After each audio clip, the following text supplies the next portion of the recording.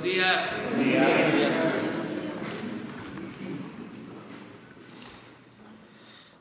Bueno, el día de hoy vamos a ponernos al corriente, vamos a cumplir con el compromiso que hicimos de informarles sobre la situación de las estancias infantiles. Si ponemos en contexto este tema, debe de decirse que ha generado bastante polémica. Se llegó a mencionar de manera reiterada como campaña que estábamos cancelando lo de las estancias infantiles. Y así se quedó en el imaginario colectivo de que se cancelaban las estancias infantiles, cosa que no es cierto, pero una mentira que se dice muchas veces puede convertirse en verdad. Eso decía Goebbels, el propagandista de Hitler. Lo que se planteó desde el principio es de que todo el apoyo del gobierno se iba a personalizar, se iba a entregar de manera directa, sin intermediarios, porque era mucho el abuso y la corrupción. Se usaba a la gente y sobre todo a la gente humilde. Supuestamente se destinaban recursos para apoyar a la gente y ese dinero, esos apoyos no llegaban, se quedaban en el camino. O cuando llegaban, se entregaba poco, porque había moche, había piquete de ojo. Entonces se decidió que todo el apoyo del gobierno se entregue de manera directa, sin intermediarios. Habían organizaciones que recibían muchísimo dinero y los dirigentes de esas organizaciones se quedaban con una buena cantidad de ese dinero. Ahora se está avanzando para que el adulto mayor, la persona con discapacidad, el joven que recibe una beca, el que está como aprendiz, obtenga su apoyo con una tarjeta. Por eso se hizo un censo general y aprovecho para seguir informando sobre este tema con la idea de que los que no han sido censados lo planteen y busquen a quienes hacen este trabajo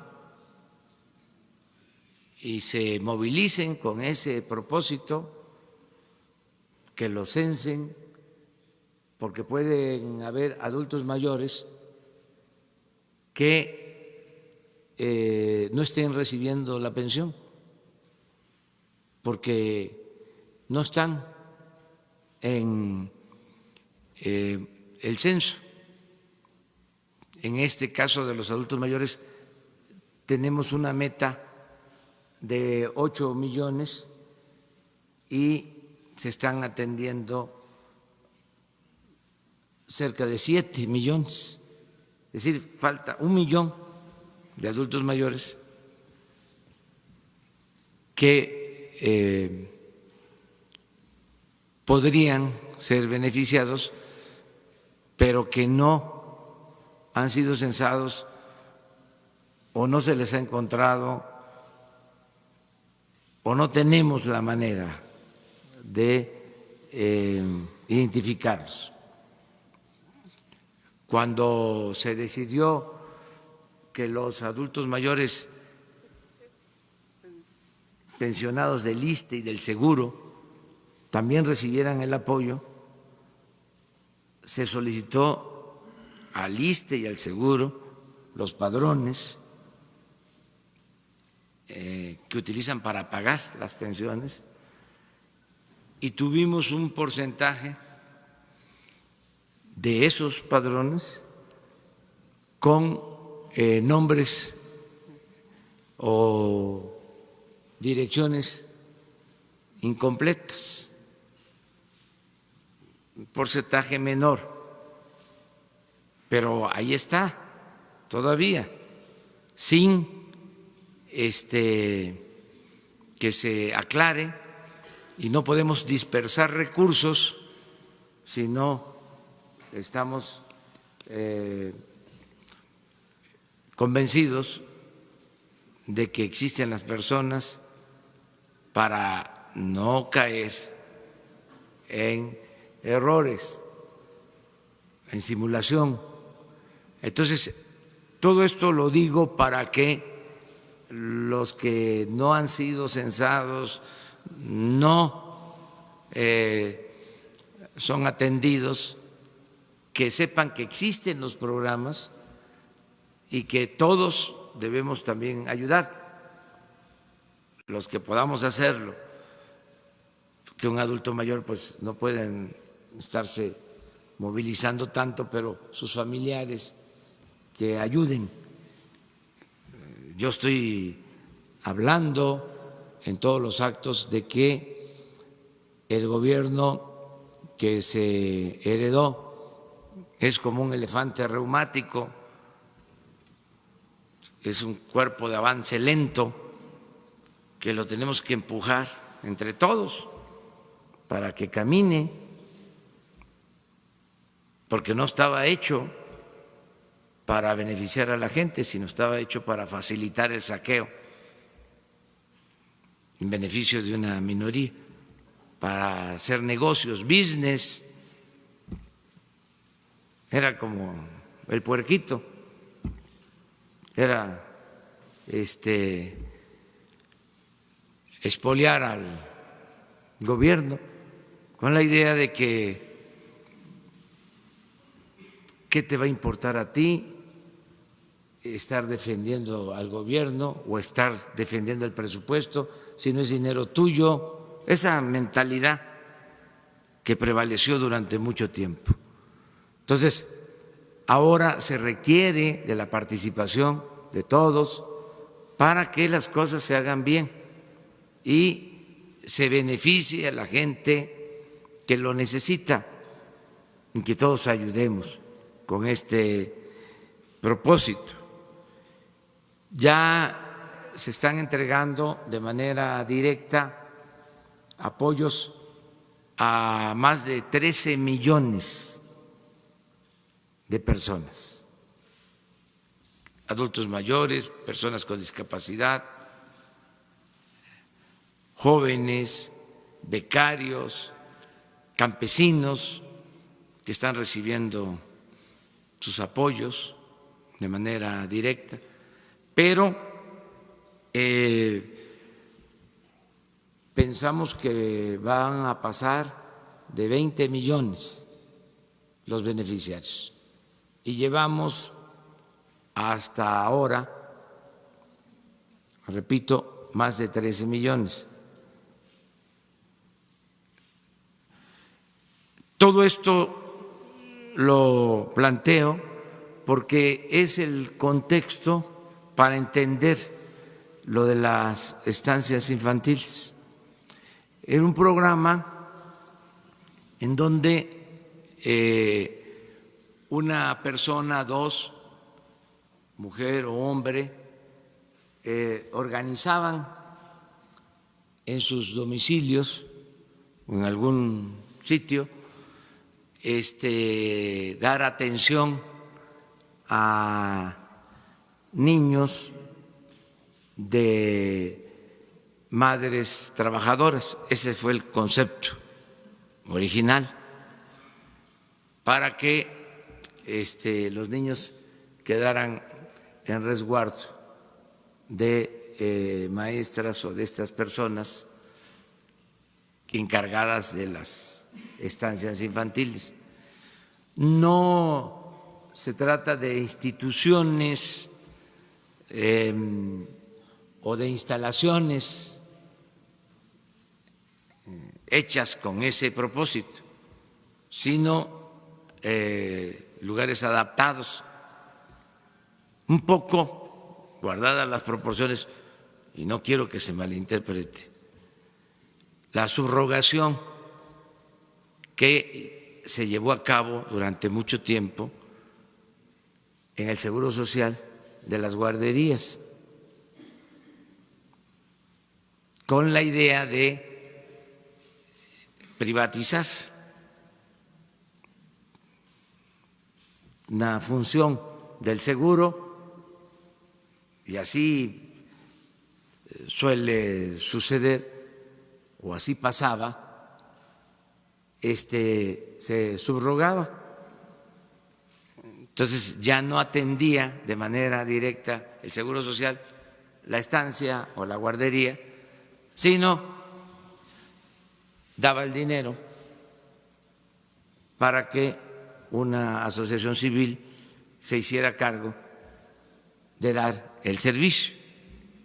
Eso fue lo de la ABC. Entonces nosotros no compartimos ese punto de vista, esa concepción, porque no solo es el manejo del dinero o las irregularidades que puedan haber en el manejo del dinero, sino la seguridad. Imagínense miles de sitios donde están los niños. ¿Quién supervisa? ¿Cómo garantizamos el cuidado de los niños? La corresponsabilidad que tenemos. Entonces, por eso se decidió, como en otros programas, lo hicimos también en las becas que se entregaban del Prospera, y lo mismo, y encontramos que habían listados, y eso está pendiente porque se los vamos a presentar también, y no existían las familias, o se decía que les daban una cantidad y en realidad recibían mucho menos, porque era dinero, la mayor parte, entregado en efectivo. Entonces, todo esto es lo que se está corrigiendo. En el caso de las estancias, se hizo un censo, porque hubo protestas y ya tenemos los resultados de qué es lo que hay en realidad, cuántos padres de familia y cuántos niños. Y independientemente del diagnóstico, estamos asumiendo el compromiso de entregar los apoyos, pero de manera directa a las madres y a los padres de familia. Si ellos deciden por su voluntad entregar esos recursos a quienes manejaban las estancias infantiles, nosotros no tenemos ningún inconveniente, pero tiene que ser por decisión de ellos, voluntaria, porque también hay que aclarar, no todas ni todos los que estaban manejando este programa lo hacían mal. No se puede generalizar.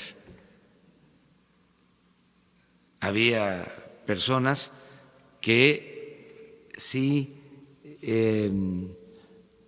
actuaban de manera correcta, con integridad.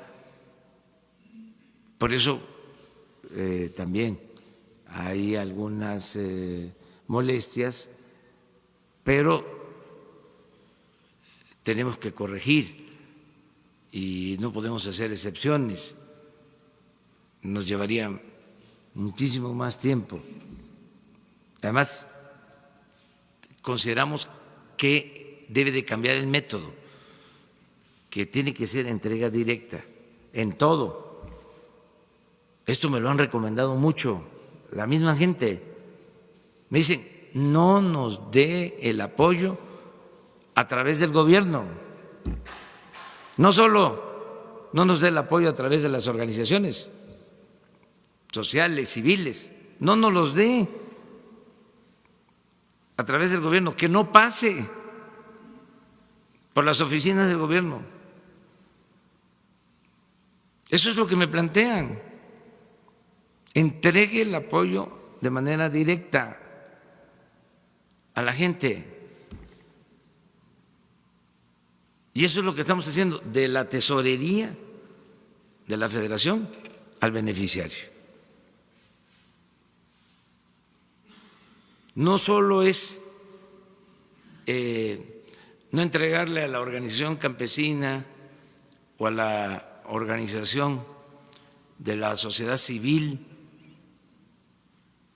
o a la fundación el apoyo para que ellos lo entreguen. La gente no quiere que pase por las oficinas de gobierno, por las secretarías, por los gobiernos estatales, por los gobiernos municipales,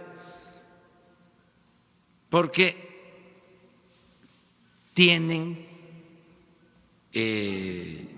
la idea, y hay pruebas de que así ha sucedido, de que no llega el apoyo completo o no llega. Esto lo vemos, por ejemplo, en el programa de apoyo a comunidades mineras.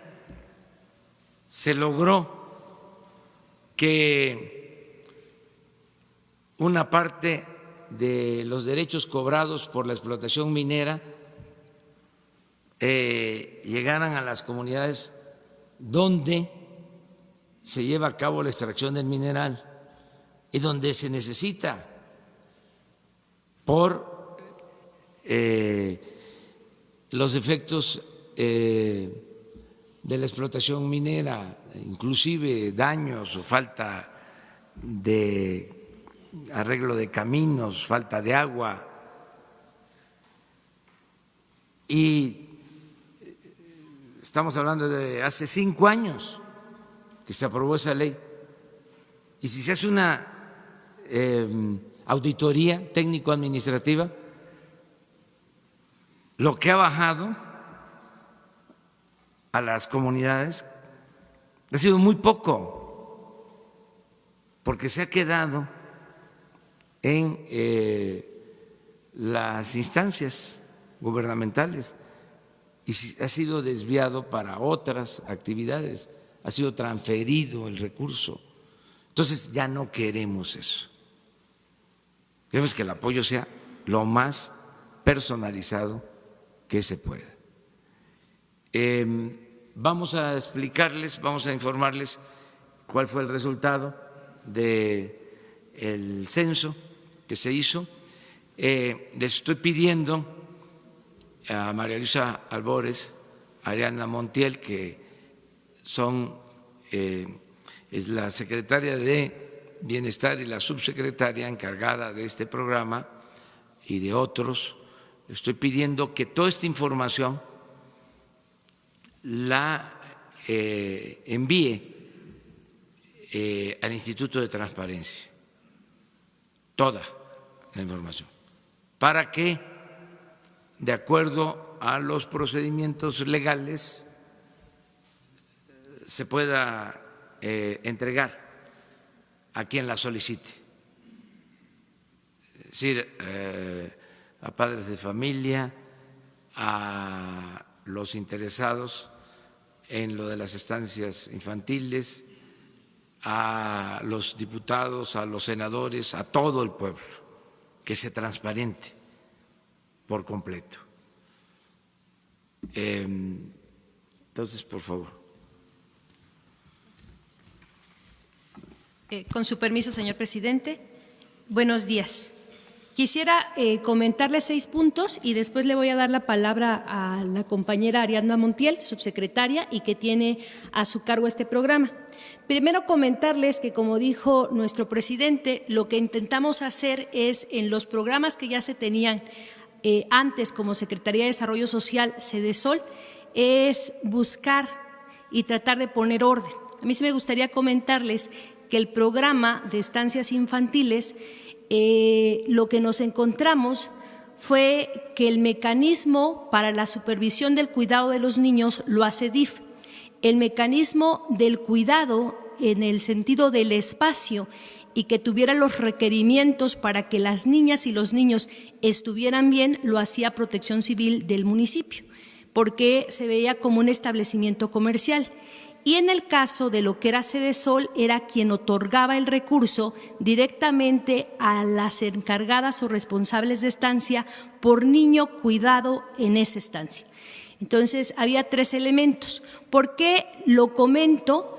Porque en el caso de la Secretaría de Sedesol, aunque hubiera una supervisión y hubiera irregularidades, jamás se le permitía que pudiera cerrar o cancelar determinada estancia. ¿Qué tratamos nosotros ahora al recibir este programa? Pues poner orden en un sentido de quién es la responsabilidad del cuidado de las niñas y de los niños. Sí me gustaría aclarar 6 puntos y después ya pasamos a la parte estadística de lo que nos encontramos en el censo y esa validación del censo. La primera es comentarles que el programa de apoyo para bienestar de niñas y niños hijos de madres trabajadores busca el cuidado infantil. Se cambia el nombre, pero lo que estamos buscando es el cuidado de la primera infancia. 2, vamos a apoyar a todas las niñas y niños que se encuentren validados en el padrón. A todas los vamos a apoyar. 3, y en el caso del apoyo, sí me gustaría comentarlo, se está planteando el apoyo de 800 pesos mensuales en entregas bimensuales. Eso nos da 1,600 pesos. Sí me gustaría aclarar que el caso enero, febrero, marzo, abril correspondería a 3,200 pesos que se les va a estar ya entregando a quienes son responsables de la niña o niño, madre o padre. Esa dispersión se empieza mañana 4 de abril, ya en los diferentes lugares de la República. Y en el caso de niños con alguna discapacidad, el monto es de 3,600 bimensual, ¿sí? Entonces sería 7,200 la entrega que correspondería enero, febrero, marzo, abril. No dejaremos sin apoyo a ningún niño que lo necesite y que esté dentro de la validación. Comentarles que los cambios en el programa no implican el cierre de estancias infantiles. Podrán seguir funcionando siempre y cuando brinden un servicio de calidad y garanticen la seguridad de infantes, porque no nos corresponde a nosotros, como aclaró nuestro presidente. O sea, en un sentido, a nosotros como programa, el cierre o el funcionamiento de una estancia no nos implica a nosotros. Lo que nosotros haremos es que le llegue el recurso a la madre o al padre para que esa niña y ese niño tengan los cuidados. No se excluirá a ningún niño en caso de que haya fallado el proceso de validación. O sea, si hay un padrón y de repente alguien nos está viendo y por alguna cuestión no fue validado, se puede validar. Es un proceso, no está cerrado. Habrá un periodo para que las madres o padres de familia soliciten el acceso a los apoyos y podrán hacerlo en las delegaciones estatales de la Secretaría de Bienestar. Y 6, los apoyos pues ya van a ser entregados de manera directa, porque esos son de los cambios. Ya lo explicó presidente, cómo es los cambios para todos los programas y sobre todo los programas integrales de bienestar, donde su objetivo es que llegue de manera directa a quienes están dentro del programa. Y doy paso y la palabra a la compañera Ariadna.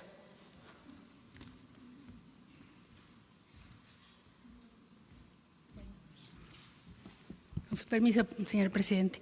Bueno, pues vamos a explicar la metodología del censo.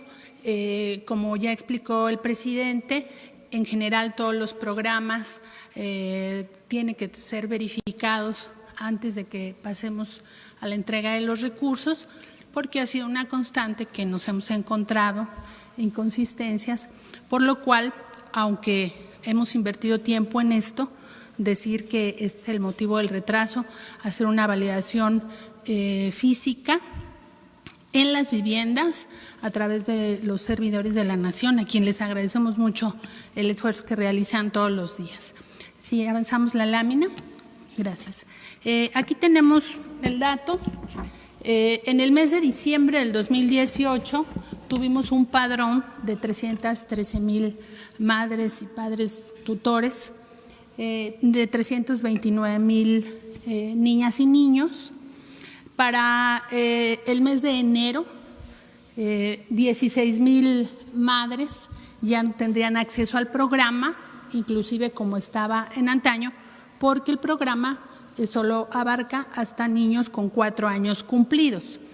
De tal manera que 19,000 niños para enero ya no serían beneficiarios del programa bajo ningún esquema. Entonces, bajo el padrón de enero de 2019, estamos hablando de 296,000 madres de familia y 310,000 niños, porque hay madres de familia que tienen 2 niños que estaban dentro del programa. En el recorrido que se hizo casa por casa, pudimos incorporar al programa 203,000 mamás y 213,000 niños. El resto, que son 93,000, poco más de 93,000 madres de familia y padres, representa 97,000 niños que no localizamos. Y hay un catálogo de motivos por los cuales no fueron localizados e incorporados al padrón. Principalmente porque los domicilios son inexistentes. Las personas no son localizadas en el domicilio que está registrado. Es decir, que 93,000 madres de familia no pudieron ser verificadas. Algunas son de cambio de domicilio en la misma colonia y al enterarse que estaba haciéndose el censo se pudo recuperar la incorporación de ellas y de los niños y las niñas también a este padrón. Y 874 madres de familia no aceptaron el programa, que representa el 0.3%.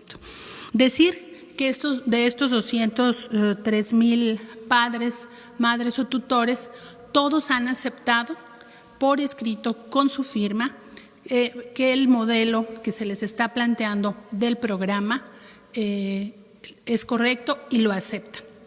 Ya tenemos la aceptación, insisto, con firma autógrafa de cada una de las cédulas que se les presentó para validar sus datos, que sean correctos, sus domicilios y demás, para poder pasar al proceso de bancarización y entregarles una tarjeta para que, como todos los programas del Gobierno de México, pueda hacerse a través de este mecanismo y no haya nadie en la intermediación de la entrega del apoyo. Como ya lo explicó, sí, avanzamos. Como ya lo explicó la secretaria, ha habido inconsistencias. Aquí colocamos en esta lámina los puntos, digamos, que encontramos con mayor consistencia, o se presentaron de manera permanente. Domicilios inconsistentes, calles que no corresponden a las colonias. Esto pasó en los 32 estados. Este mecanismo de que las calles no corresponden a las colonias pasó en los 32 estados y es la gran parte de los 93,000 registros que no están localizados. Registros de personas en un municipio con datos de otro estado, personas que no viven en los domicilios registrados, titulares con registros de hijos en estados diferentes. Encontramos algunas madres que tienen registrado un hijo en Michoacán y otro en Zacatecas, o sea, una inconsistencia ilógica. Niñas y niños que no asisten a la estancia, que nunca asistieron o que dejaron de asistir antes de diciembre del 2018. Estancias sin funcionamiento desde el 2018, cuando se les preguntaba si acudían a determinada estancia, referían que esas estancias no existían ya desde el 2018. Y cambios de domicilios no reportados, tratamos de hacer un esfuerzo en campo de localizar a las que hubieran tenido un cambio de domicilio en la misma zona, pero algunas refieren que hace algunos meses o años ya no viven en ese lugar. De tal manera que ese es, digamos, de manera general el contexto que encontramos en el censo. Como ya lo indicó el presidente, vamos a mandar la información bajo el marco legal de protección de datos, sobre todo de los niños y las niñas, a los órganos de transparencia para que esta información esté a disposición de quien guste consultarla. Tenemos todas y cada una de las cédulas, insisto, con la firma autógrafa de los padres de familia, que nos va a permitir pasar al tema del pago. ¿Sí, damos adelante? Gracias. Bueno, en conclusión, lo que vamos a hacer, ya como va a arrancar el programa, insistir, son 203,000 madres y padres de familia, que a ellos se les entregará este apoyo. Niños, 210,000, que tendrán un apoyo de 1,600 pesos bimestrales. Niñas y niños con discapacidad, casi encontramos a la totalidad de los que estaban registrados, son arriba de 3,372. Tendrán un apoyo de 3,600 pesos bimestrales y los niños beneficiados serán 213,000. De tal manera que para este cuatrimestre, digamos, porque vamos a pagar los 2 bimestres juntos, son 666.7 millones de pesos que se entregarán por única vez con una orden de pago a través de Telecom, y a la vez vamos a entregar las tarjetas para que los siguientes pagos podamos tener ya el proceso de bancarización, pero debido al retraso, quisimos ya sacar la orden de pago, van a recibir su apoyo de manera inmediata y haremos durante este mes la bancarización, de tal manera que ya en el siguiente bimestre puedan cobrar a través de la tarjeta. Este es el informe. Pues esto es lo que queríamos informarles. Como complemento, porque es interesante el tema, decirles que se ejercieron el año pasado alrededor de 3,000 millones en este programa. Ahora nosotros calculamos que se van a ejercer 2,000.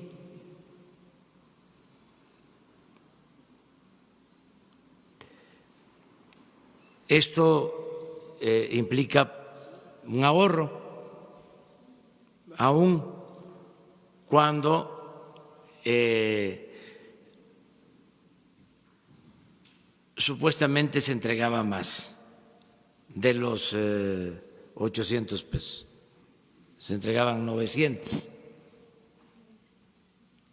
aparentemente. De todas formas, estamos hablando de un ahorro considerable, que es para ayudar a más gente necesitada y evitar la corrupción, que no haya corrupción ni arriba ni abajo. Entonces, todo esto pues genera molestias, a veces por la desinformación se piensa que estamos dejando de apoyar a quien lo necesita este gobierno, como nunca se ha visto en la historia, está destinando recursos en favor de la gente humilde, de la gente pobre. Y lo podemos demostrar. Pero no queremos la corrupción, no queremos que continúe lo mismo. Políticamente se manejó este asunto hasta por personas que en el anterior gobierno recibieron dinero así para apoyar causas, para apoyar a migrantes, y el dinero no le llegó a los migrantes. Y eso nunca se ha aclarado. Entonces, aunque haya protestas, además, lo he dicho muchas veces, lo creo, es una convicción, tiene que haber críticas, tiene que haber discrepancia, tiene que haber oposición al gobierno, porque eso es consustancial a la democracia. Pero si no tienen razón, nosotros vamos a estar poniendo al descubierto todo. No nos vamos a quedar callados, vamos a ejercer nuestro derecho de réplica. Y bienvenida la crítica, bienvenido el cuestionamiento. Siempre vamos a ser respetuosos, pero tenemos el derecho de aclarar, o sea, de argumentar del por qué hacemos las cosas de una forma o de otra. Entonces, toda la información que se requiera está disponible. Lo mismo para el caso de otros programas, aplica también para este. Si hay madres que no fueron censadas, que faltan de censar, está abierto el programa, pero el porcentaje no encontrado es considerable. Y esto se repite en todos los programas que se aplicaban anteriormente. Los programas de la llamada Secretaría de Desarrollo Social, que está pendiente, que les vamos a presentar igual el reporte de lo que se encontró y de lo que se ejercía y no llegaba a los beneficiarios. Muy bien, pues eso es básicamente.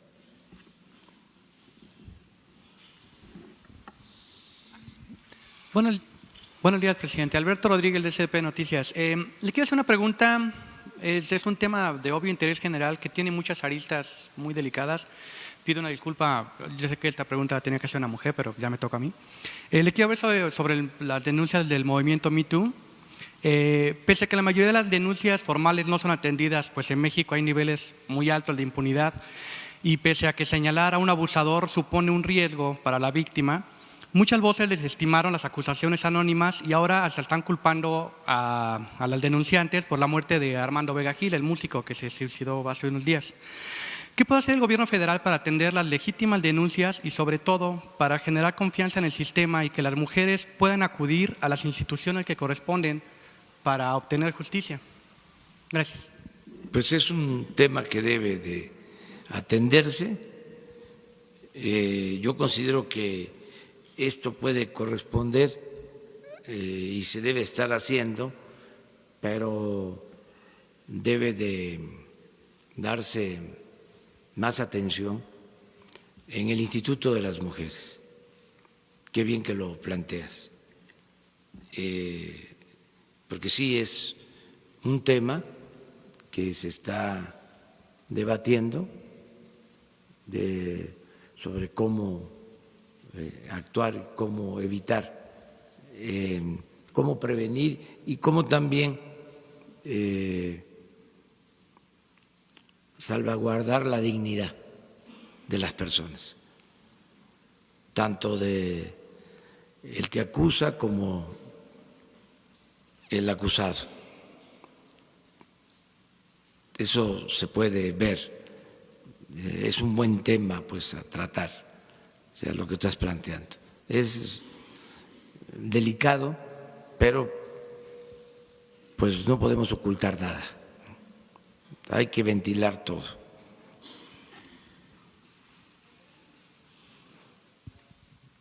A ver, ustedes dos. Buenos días, Oscar López de la Fundación Thomson Reuters.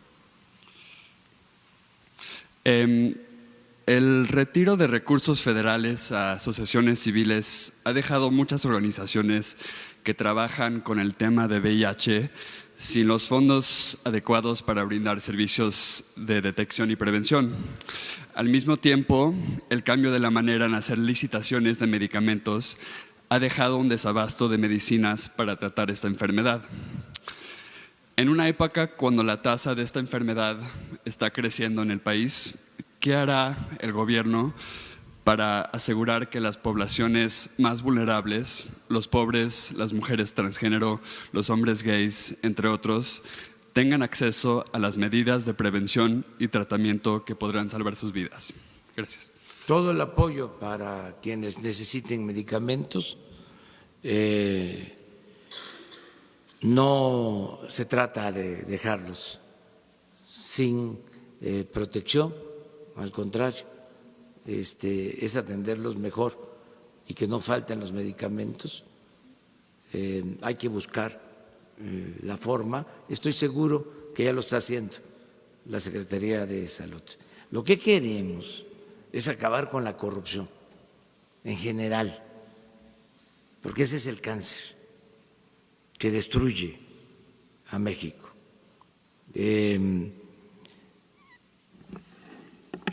Les explicaba la vez pasada que se compran 4,000 millones de dólares de medicamentos. Una sola empresa vendió al gobierno 1,300 millones de dólares el año pasado. 3 empresas, el 60% de todos los medicamentos. Y en efecto, no hay medicamentos en centros de salud, en hospitales, con todo ese gasto.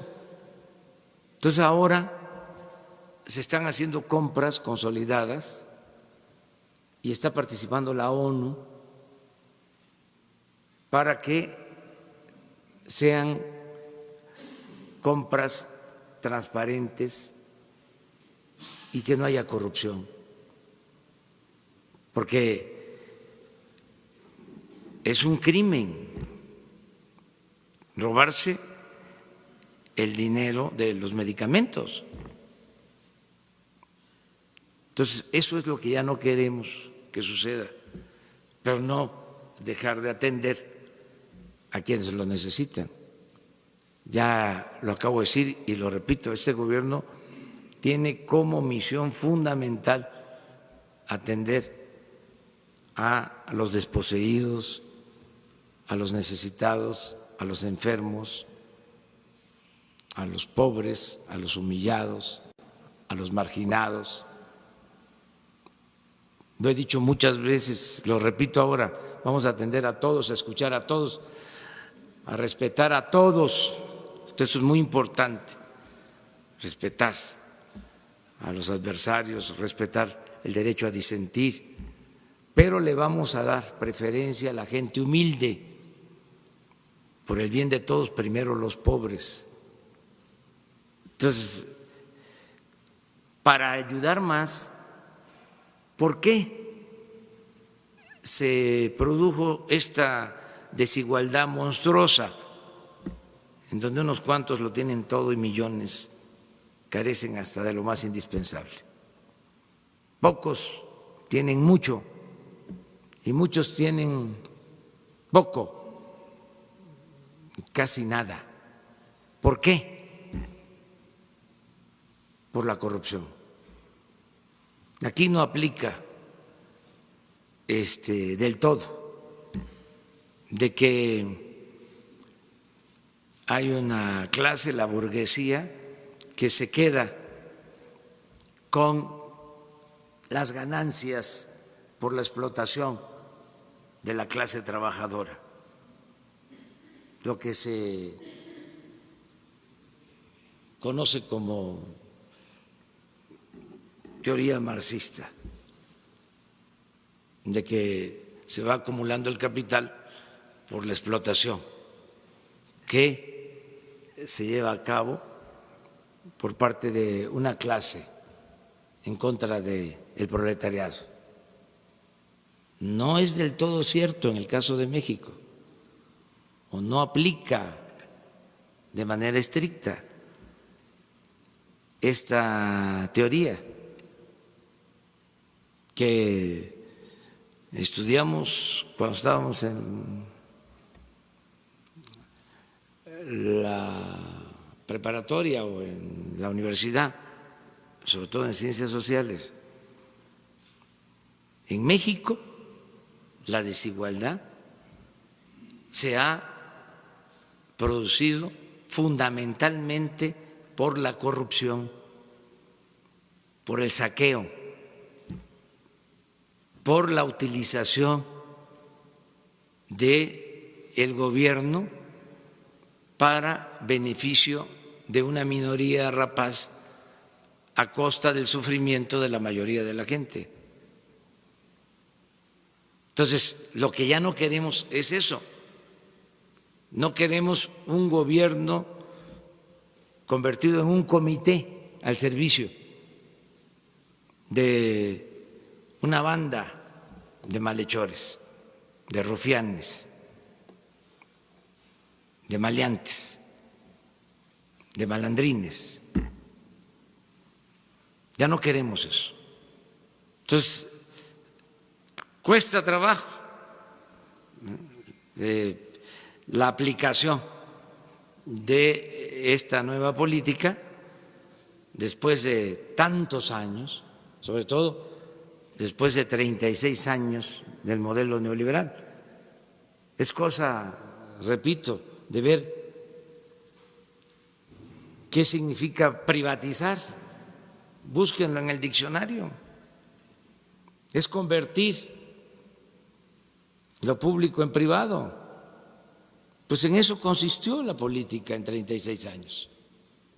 Entonces, ya eso no aplica. Entonces, lleva trabajo, lleva tiempo, causa molestias, hay protestas, hay resistencia, pero va la transformación, pero de ninguna manera es para perjudicar a quien lo necesita, a un enfermo, a una gente humilde, a un necesitado. Al contrario, es para ellos, es para aminorar la monstruosa desigualdad que existe, es llevar a la práctica lo que decía Morelos, que se modere la indigencia y la opulencia, que haya igualdad. Para eso es que estamos acabando con la corrupción. Ese es el propósito y tiene muchísimos beneficios. No hace falta más que eso, acabar con la corrupción y se logra el renacimiento de México, porque rinde el presupuesto. Pues aquí lo vemos en este programa, pero en otros. Imagínense lo que hicieron de entregar, por ejemplo, los contratos para los gasoductos, que eso me trae molesto.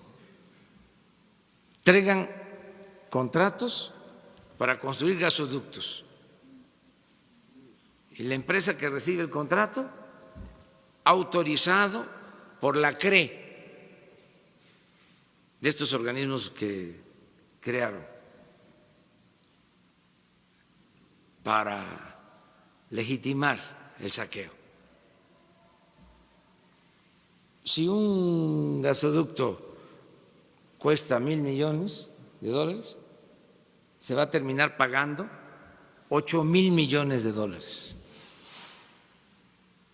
Pero eso no es todo. El gasoducto no pasa a ser parte de la Comisión Federal de Electricidad, no se convierte en propiedad de la nación, sigue siendo de la empresa. Eso es más que corrupción, eso es robo, es saqueo. Ese tipo de contratos, estoy seguro que no se otorga en ninguna parte del mundo, en ningún lugar de la tierra, solo en México. Abusaron, se pasaron. Entonces, eso es lo que ya no queremos. Entonces, yo entiendo que puede haber preocupación y de buena fe, bien intencionada, de quienes piensan de que con estas medidas que estamos tomando se va a afectar, ¿no?, los derechos de los ciudadanos y de la gente que necesita apoyos. De ninguna manera, de ninguna forma. Sí, señor presidente, Demián Duarte, de Pasión por los Negocios, Proyecto Puente, Política y Rock and Roll Radio. Vengo de Sonora, presidente. Bueno, y primero le quiero agradecer a nombre de todos los sonorenses las 2 visitas que nos hizo en el mes de marzo. Lo esperamos más seguido por allá. Como vengo de Sonora, le quiero plantear temas que son de interés de los sonorenses en particular. Tenemos, usted sabe, Sonora es el principal estado minero del país. Ahorita abordó usted el tema del fondo minero. Y tenemos la inquietud en Sonora, creo que también se ha planteado en Chihuahua en particular, de cómo van a ser las reglas de operación para la entrega de los recursos del fondo minero, que ya más o menos estamos en tiempo, y se asume que a Sonora le corresponden alrededor de 1,200 millones de pesos. Sin embargo, no ha habido una claridad respecto a cómo se van a orientar estos recursos. Quisiéramos conocer su perspectiva al respecto. El otro tema también se relaciona con pesos. Se ha reclamado que se audite y se informe cómo se aplicaron esos recursos, y quisiéramos saber, bueno, si hay una perspectiva para que haya una remediación total de los daños ambientales que provocaron estos derrames. El otro tema, señor presidente, tiene que ver con su presencia en San Luis Río Colorado recientemente. Usted habló y refirió el tema de los combustibles en la frontera. En Sonora tenemos 11 municipios que son beneficiarios, sin embargo no ha llegado el tema de la baja en los precios de la gasolina como se ha esperado. Tenemos 3 meses con la zona libre. Se entiende que es un elefante, un cuerpo de lento desplazamiento. Sin embargo, bueno, los sonorenses esperan una respuesta al respecto. Y el tercero, en términos temáticos, estamos preocupados porque tenemos una reserva de la biosfera, incluso es la reserva más grande de América Latina, se llama el Pinacate. Está tomada desde inicios del mes de marzo por ejidatarios que reclaman derechos de propiedad.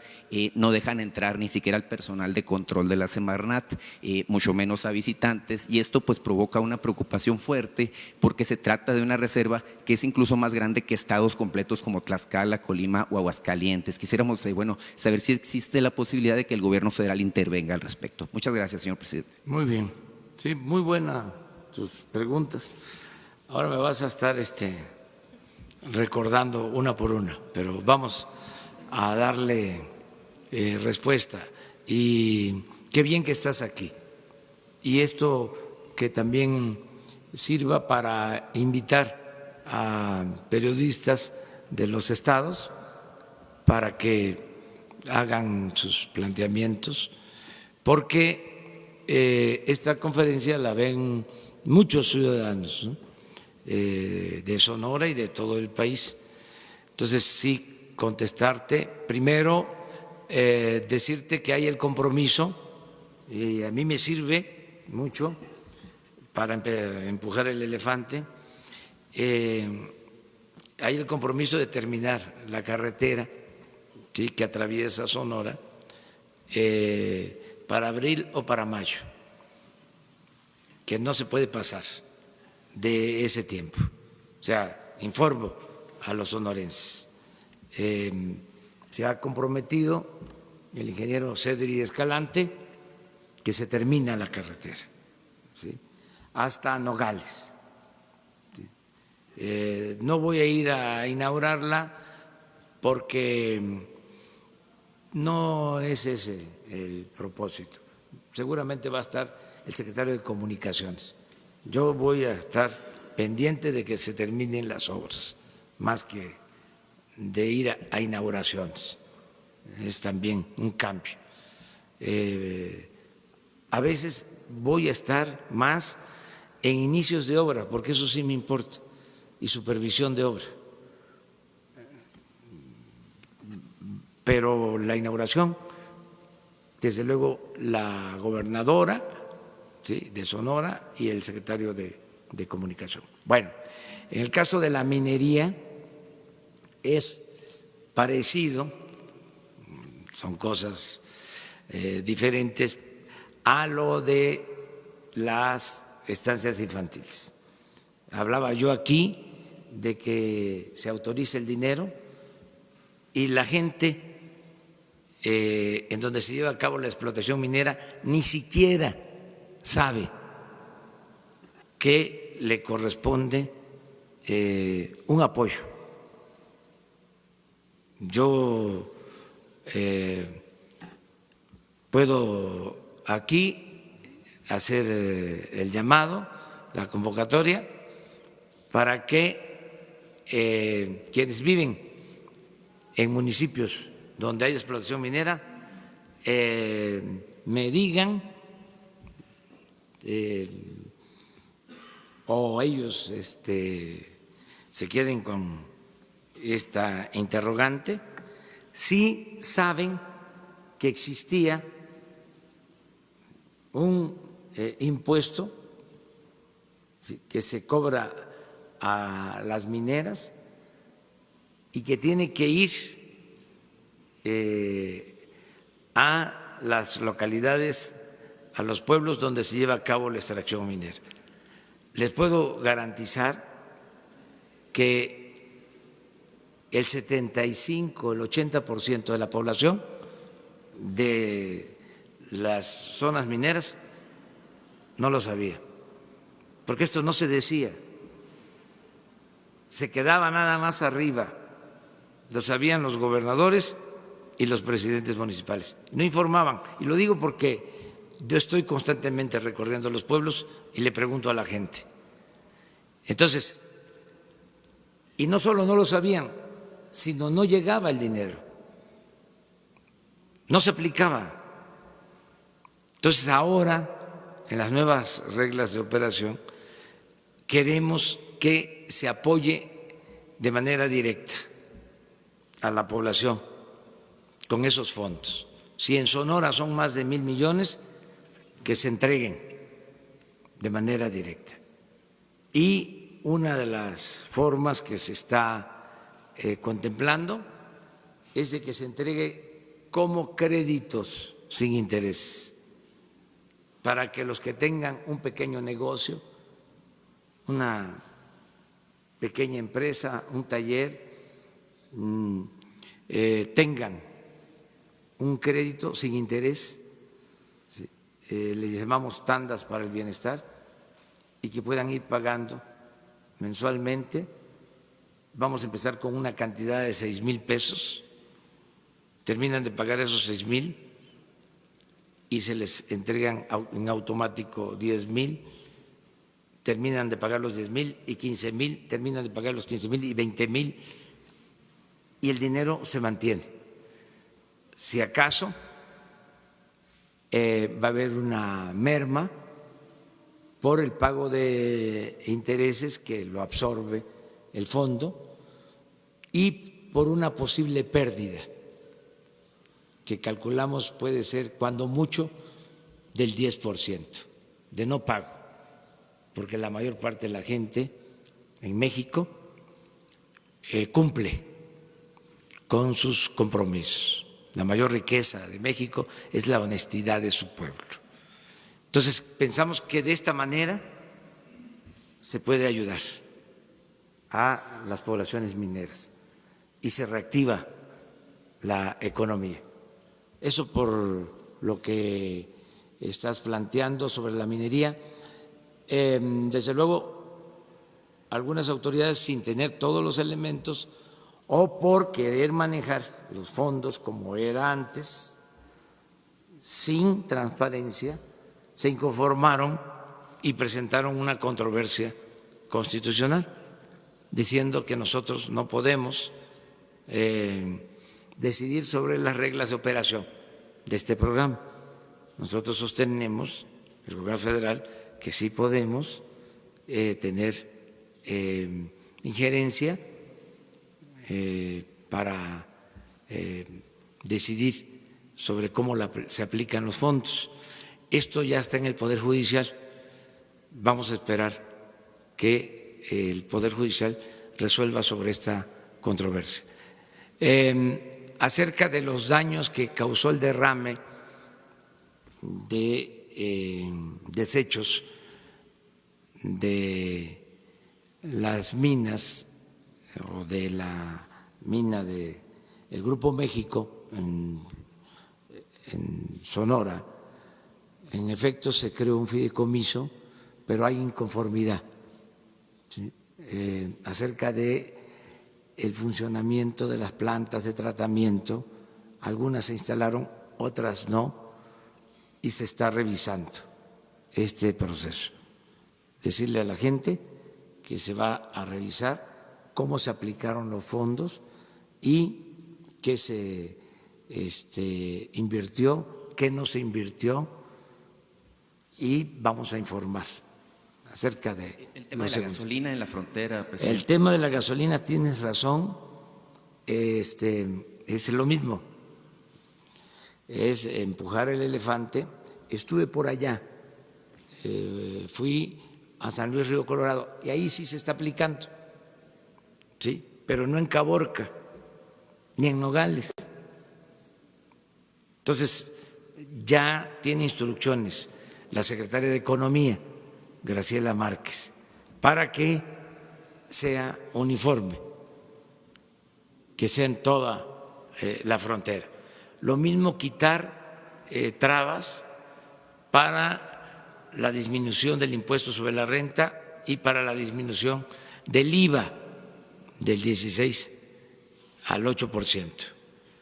Lo que sí se está aplicando bien, me consta, es lo del aumento al salario mínimo, pero falta el complemento, o no se está aplicando del todo el programa de zona libre en la frontera, pero ya estamos trabajando sobre eso.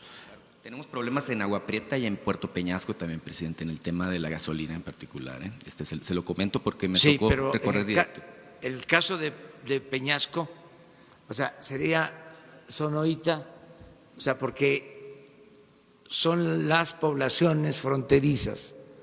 Ya Puerto Peñasco ya no está en la zona fronteriza. Acuérdate que son 25 kilómetros de la línea divisoria. Entonces, de todas formas, lo vamos a ver. ¿Qué otra cosa me preguntaste? Sin abusar de su tiempo, presidente, pero el tema de la reserva de la biosfera del Pinacate, para nosotros es muy importante porque recibimos visitantes de todo el mundo y es una de las, imágenes icónicas de nuestro estado, es donde protegemos la fauna y la flora de nuestro desierto, ¿no? Tomamos nota y desde ahora se ve, y mañana en la mañana, en la reunión de seguridad, que coordina precisamente un sonorense, Alfonso Durazo, le vamos a pedir que atienda este asunto, el Gabinete de Seguridad. Eso fue todo. A ver, las tres compañeras, dos y Sara. Gracias, señor. Bueno, sí. Gracias, señor presidente. Sandy Aguilera, de Grupo Larsa Comunicaciones. Actualmente, en distintos estados del país se utiliza el sistema de multigrado en planteles o instituciones. En la mayoría de los casos no están habilitados los docentes y no están capacitados estas instituciones para atender esta problemática. ¿Tiene contemplado en su gobierno mejorar y habilitar los centros escolares para que se busque la inclusión de la niñez? Sí, gracias. Es una muy buena pregunta y son de los temas más preocupantes en la educación. Ya ven cómo se politiza todo, se carga de ideología y los temas más interesantes se hacen a un lado. Este tema, hay miles de escuelas que son atendidas por uno o dos maestros, los 6 grados. O sea, eso es lo de multigrados. Un maestro atiende a niños de primero, de segundo y de tercero. Otro maestro a niños de cuarto, quinto y sexto. Entonces, por la dispersión poblacional que existe, estamos buscando cómo mejorar este sistema. Hay opciones. Existe una opción que es la de la creación de los centros integradores de servicios. Estamos trabajando en eso. O sea, vamos a constituir 8,000 centros integradores, que son poblaciones más abajo en población, con menos población que las cabeceras municipales, pero más cercanas a las poblaciones pequeñas dispersas. Entonces, en estos centros integradores, ¿sí?, queremos crear las escuelas o tener escuelas albergues, ¿sí?, completas. O sea, ¿se van a capacitar a las personas para que puedan sí, atender a la entonces lo que estamos viendo es cómo los niños de comunidades apartadas que tienen que recibir educación con un maestro para todos los grados o con 2, cómo pueden ir a estas escuelas que están distantes de todas maneras, pueden estar a 6 horas, 8 horas, ¿sí?, a pie. Entonces, que los niños estén de lunes a viernes en estos centros integradores, en escuelas de educación completa, integral, también con actividades relacionadas con la producción, con oficios, ¿sí?, talleres, ¿sí?, actividades agropecuarias, ¿sí?, en albergues, que puedan vivir ahí, que puedan tener alimentación y irse los viernes por la tarde a sus comunidades con sus padres y regresar muy temprano el lunes o los domingos. Estamos trabajando sobre esto. Hay ya modelos que han funcionado, donde se han aplicado, y concentrar lo más que se pueda, porque estamos hablando de poblaciones muy pequeñas, donde son escuelas con 40 alumnos, 50 alumnos. Entonces, no se puede tener un maestro por cada grado. Entonces, estamos trabajando en eso. Qué bien que lo planteas, que esos son de los grandes problemas. No tengo el dato exacto, mañana lo voy a tener, pero estoy seguro, ahí sí me dejo de llamar Andrés Manuel, que la mayoría de las escuelas son multigrados en el país. Entonces, cuando hablan de,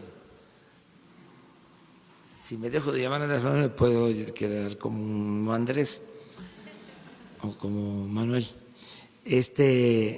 pero sí son miles y es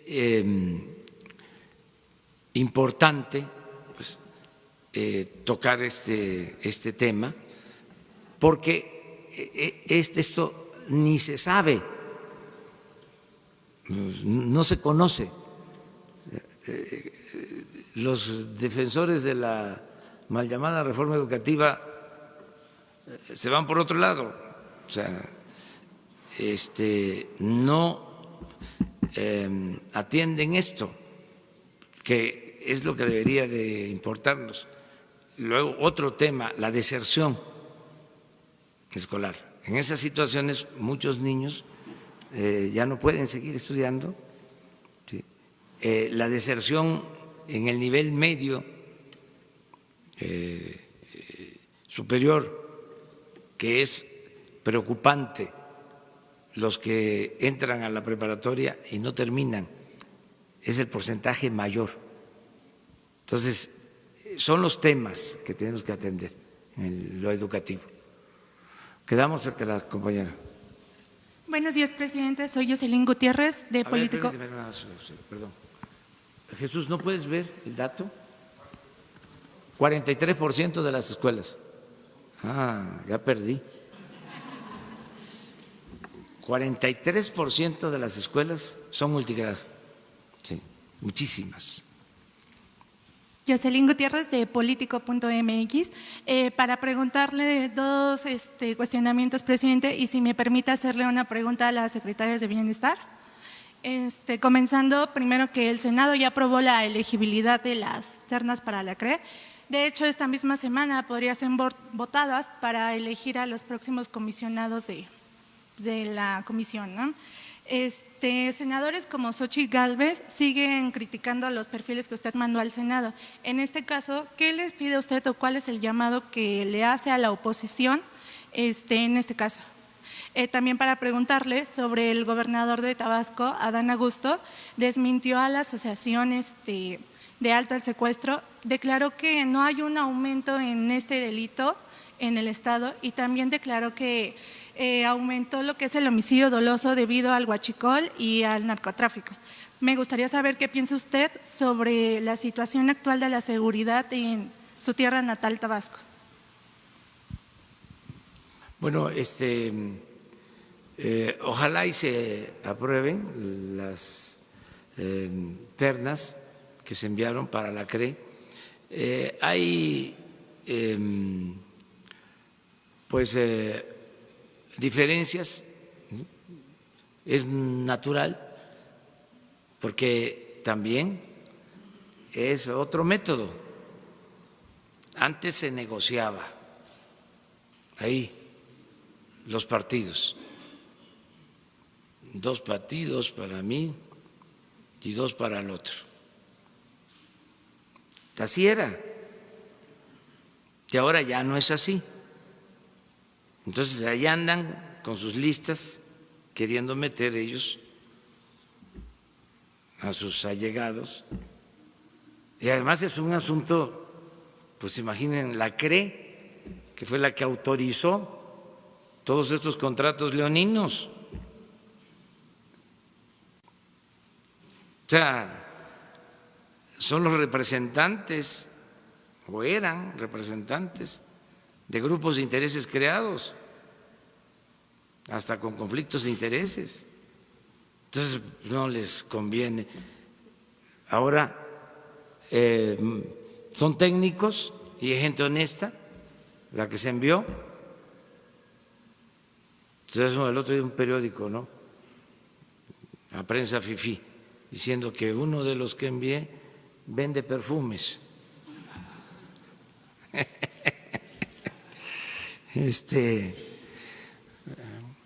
Son gentes honestas, todos profesionales, todos cumplen, pero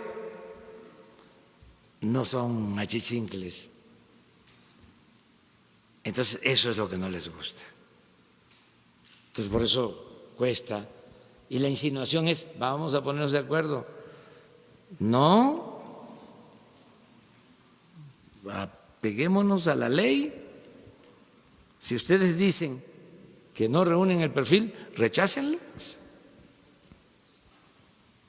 Yo sostengo que sí, y lo puedo probar. Y no solo son buenos técnicos, es gente honesta, que es lo que más se necesita. Acuérdense ustedes que la novela de Puzo, El Padrino, mandaba a sus hijos, a uno de ellos, a estudiar al extranjero, buenas universidades. O sea, eso no es garantía, nada más el nivel académico. Además, no confundan educación con cultura, que ese es otro cambio. O sea, hay veces que se piensa que los grados académicos son como equivalentes a títulos nobiliarios y que ya dan patente para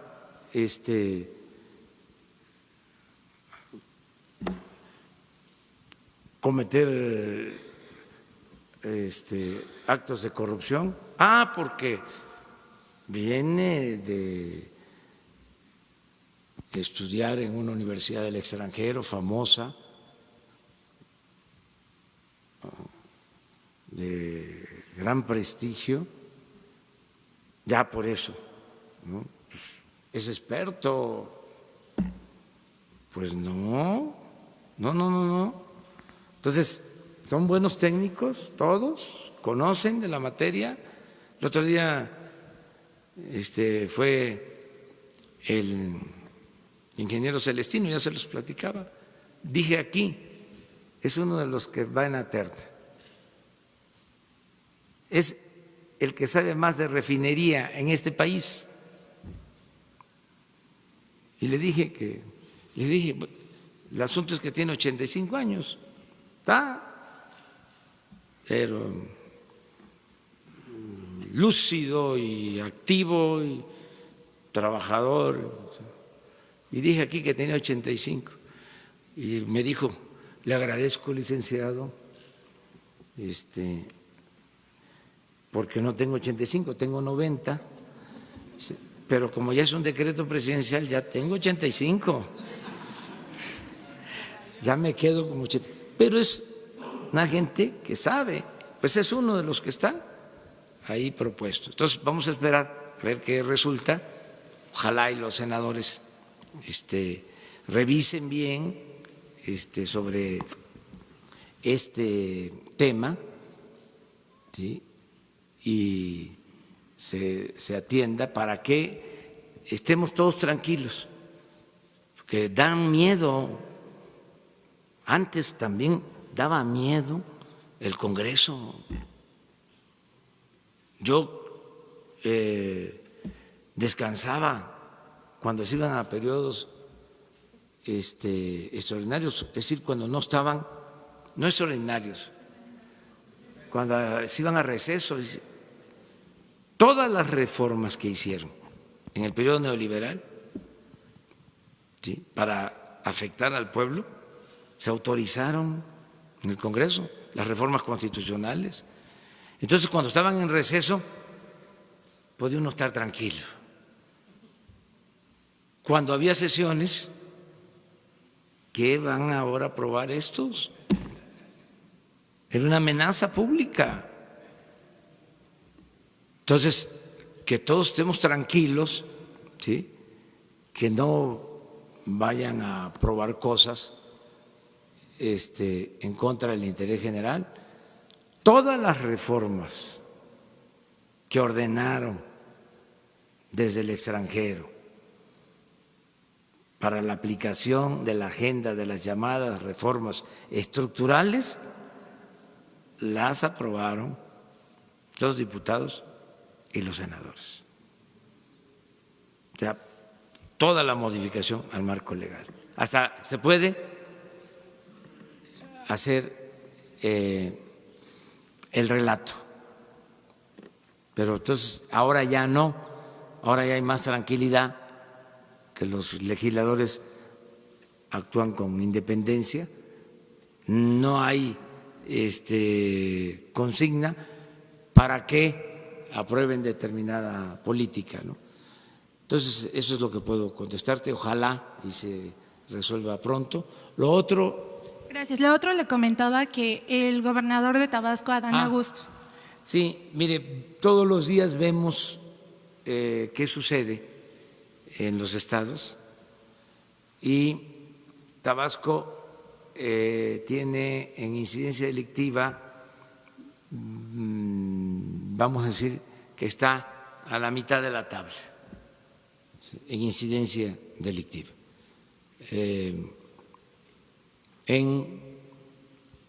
homicidios, en robos, en secuestros, a la mitad. Ayer, por ejemplo, esto me da gusto, no es para cantar victoria, pero ayer de los 32 estados, lo puedo probar, es más, ojalá y pasen la tabla hoy, ¿sí? De los homicidios, hubieron 15 estados sin homicidio, de los 32. Eso es alentador, claro. Eso fue ayer, ¿sí? Alrededor de 70 homicidios el día de ayer. Entonces, todos los días estamos viendo. Por ejemplo, ayer de los estados con más homicidio, Chihuahua y a ver si el Estado de México, a ver si me equivoco. Miren, eso fue lo de ayer, homicidios. Pero cuenten, pero la nuestra es esa. Entonces les hablaba yo de Chihuahua, 10, y el Estado de México. Presidente, y aquí nos preguntamos si hay alguna forma Por cierto, de que pueda… ¿Tabasco cuántos tiene? Bueno, no hubo ayer. ¿Esa incidencia la podría presentar diariamente con base en las reuniones de gabinete? Es una forma de medir y de… Nosotros estamos desde las 6 de la mañana viendo esto. mostrarla, digamos, como una rutina informativa. Ya se hace pública todos los días. Pero no tiene, exacto. O sea, viene como el… Ya, va por estado. Sí. Pero todos los días, esta es nuestra preocupación. Pero no solo nos preocupamos, nos ocupamos. Y a partir de esto es que tomamos decisiones. Por ejemplo, si Baja California traemos 4, cuando llegamos a tener solo en Tijuana 20, es que nos está funcionando el plan. Por ejemplo, Guanajuato, que siempre había estado arriba, ¿cuántos trae ahora? 2. Y Jalisco es otro estado complicado. ¿Cuánto trae? 4.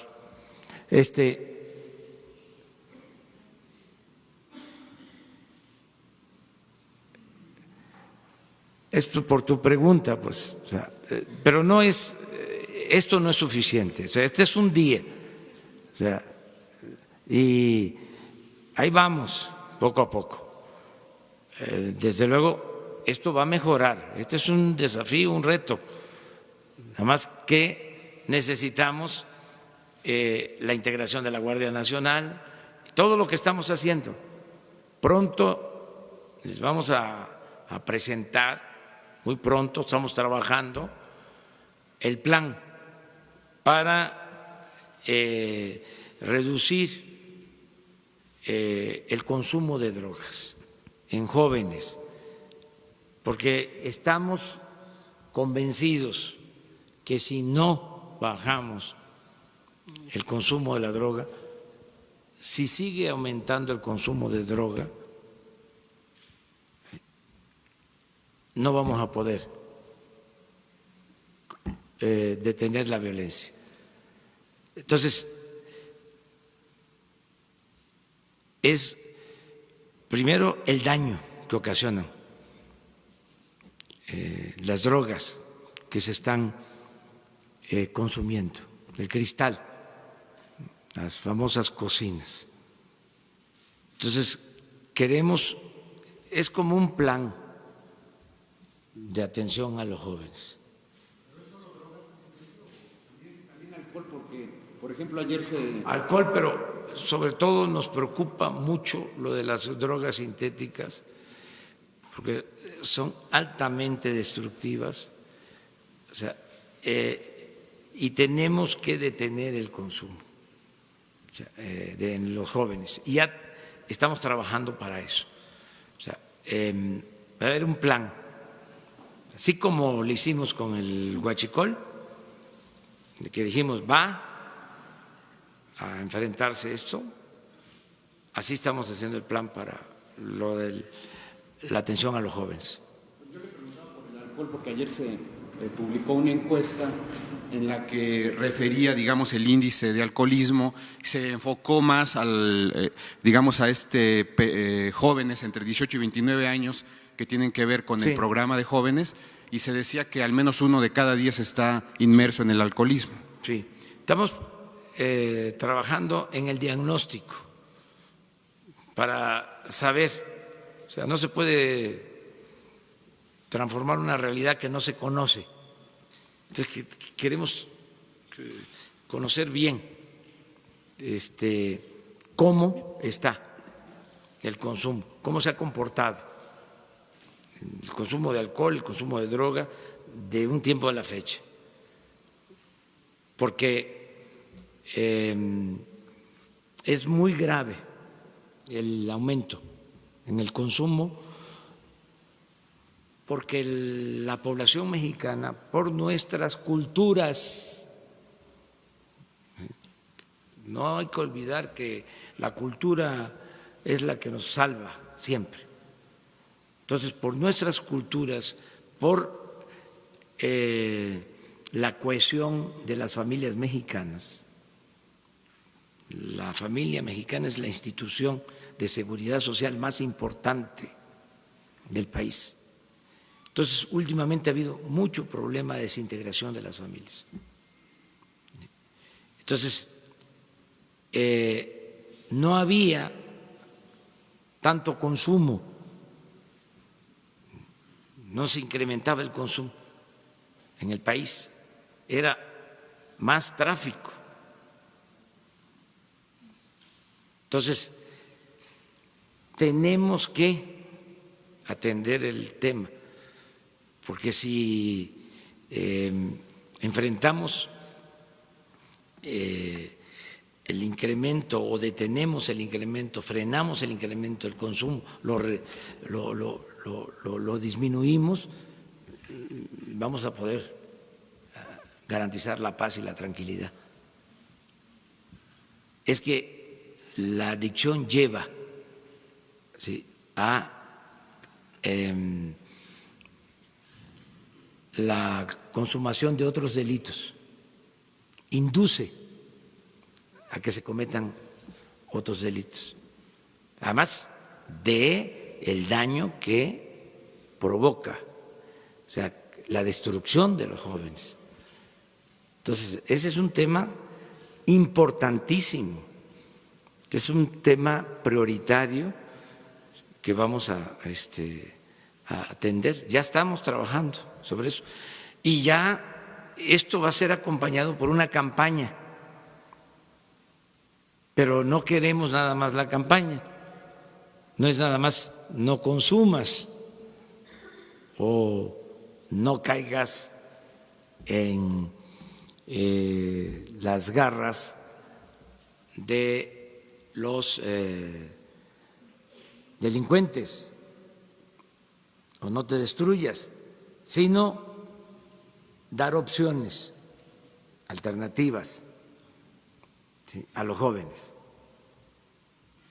tanto a los jóvenes para que no caigan en la drogadicción, campaña preventiva.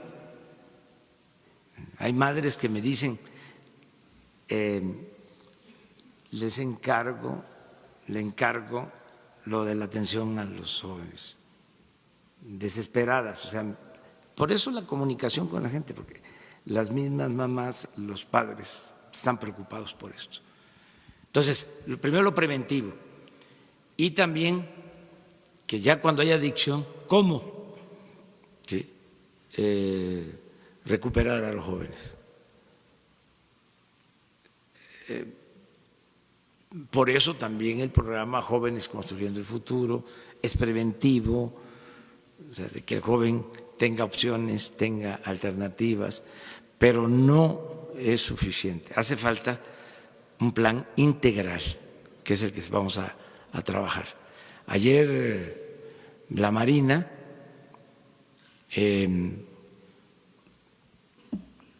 desmanteló instalaciones de procesamiento de droga, cocinas de elaboración de cristal. ¿No las tienen ahí las fotos? Ya con esto terminamos, que nos ampliamos mucho hoy. Ya, disculpa, y la pregunta tienen ganas de irse a desayunar. La pregunta para las secretarias de Bienestar. Al desayuno, a ver si la tienen. Sí, estamos sobre el tema, pero esto es importante. Si ya lo abordamos. Entonces, sí me da por que me dejen contestar la pregunta que tengo sobre las estancias infantiles. Mientras buscan. Sí, adelante. Muchas gracias. Mi pregunta es si tienen alguna cifra sobre las denuncias presentadas, sobre las irregularidades que ustedes detectaron de las estancias infantiles, si tienen algún número de la Fiscalía, con la Fiscalía General o alguna otra dependencia o autoridad. No, hay algunos amparos. Se comentaba que porque no se habían hecho las reglas de operación. De hecho, en una de las láminas que presentó la compañera Ariadna, se nota ahí que fue el 28 de febrero. Sí se publicaron las reglas de operación, pero hay un cambio de nombre. No se llama el programa Estancias Infantiles, que es lo que estuvimos comentando al principio. Es becas para niños y niñas de madres trabajadoras. Y el esquema cambia porque queremos que llegue el recurso a quienes están en el programa, y en este caso la responsabilidad de estas niñas y de estos niños son las madres o los padres, en este caso los tutores. Por eso es el cambio. Muchas gracias. A ver, póngala, miren.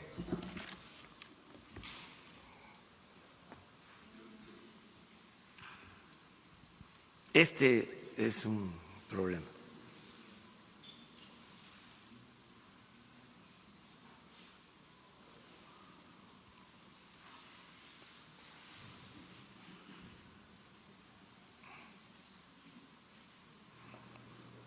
Miren lo que se usa.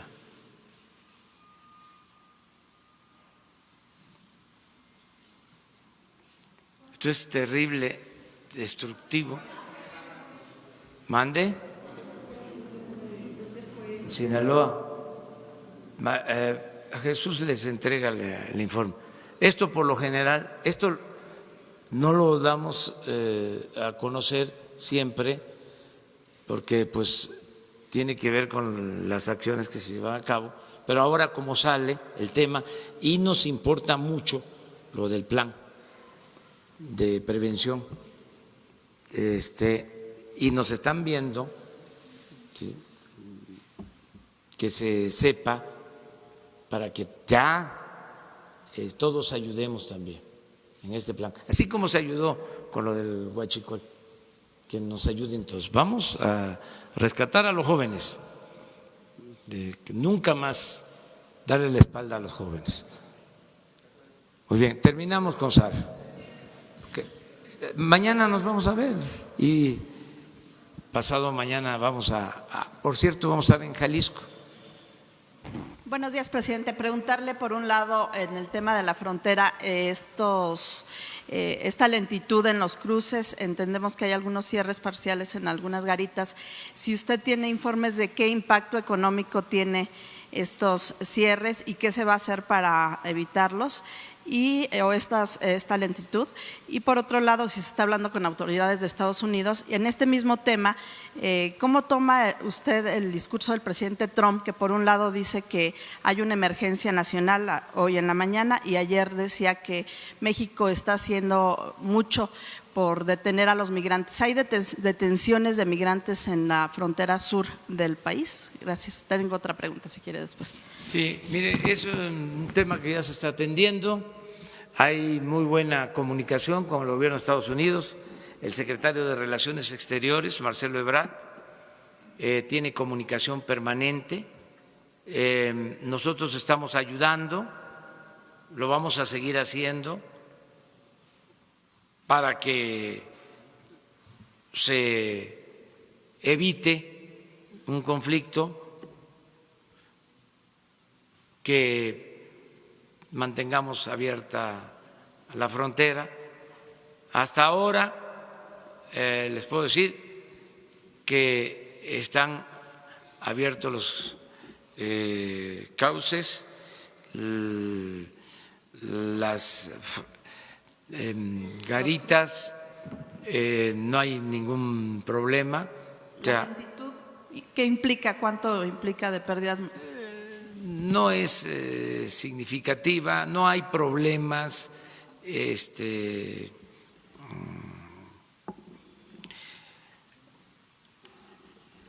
graves, no hay.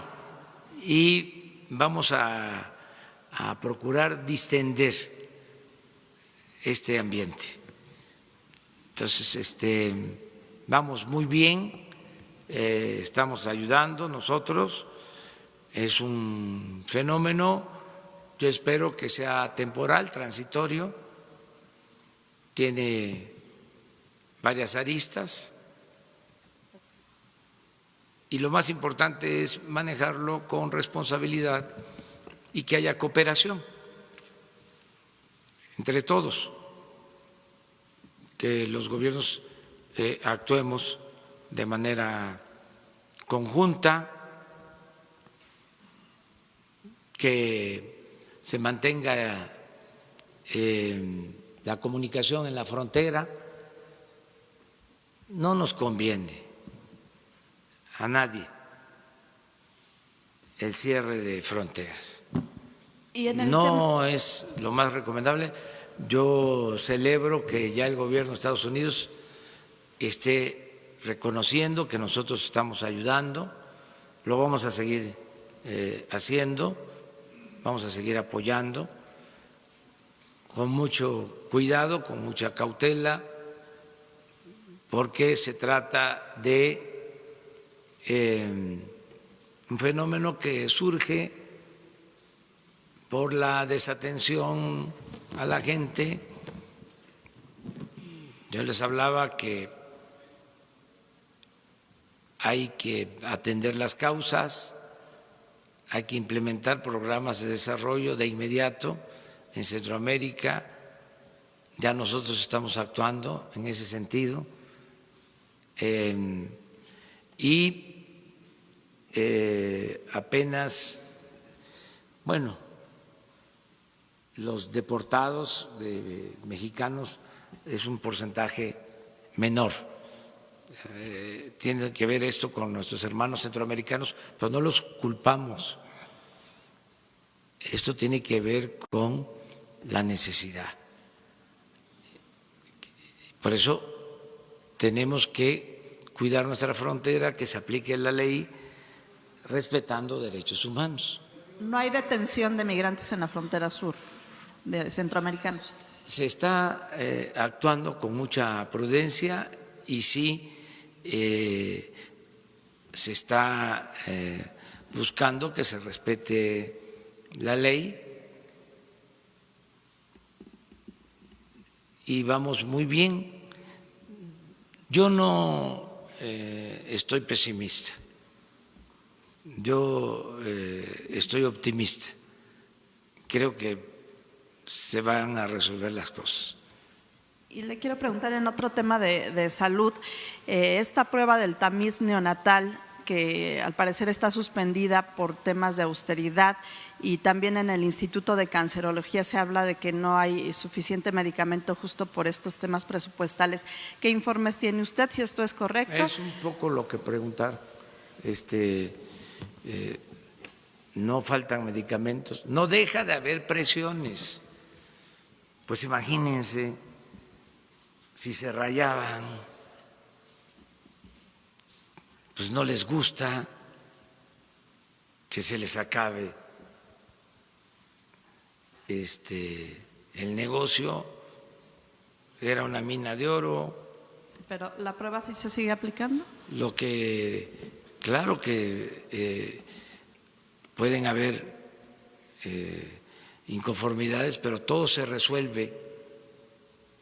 Esto que estás planteando ahora, si se estuviese presentando, ¿sí?, hoy mismo el doctor Jorge Alcocer lo va a atender, ¿sí? Y ahora sí que disculpen por las molestias que estas obras ocasionan, pero la corrupción la vamos a acabar, ¿sí? Y además es interesantísimo, no se aburre uno cuando hay polémica. Si no, la vida es muy aburrida, hasta bosteza uno cuando no hay debate. O sea, la democracia tiene eso, ¿no? Un gran atractivo, es un estímulo, es el mantener una sociedad viva, avispada, despierta, ¿no?, demandante. Eso es la democracia, eso es lo que queremos. No ciudadanos imaginarios, sino ciudadanos de verdad. Entonces estamos viviendo un tiempo muy interesante, de mucha participación. Muchísimas gracias. Gracias.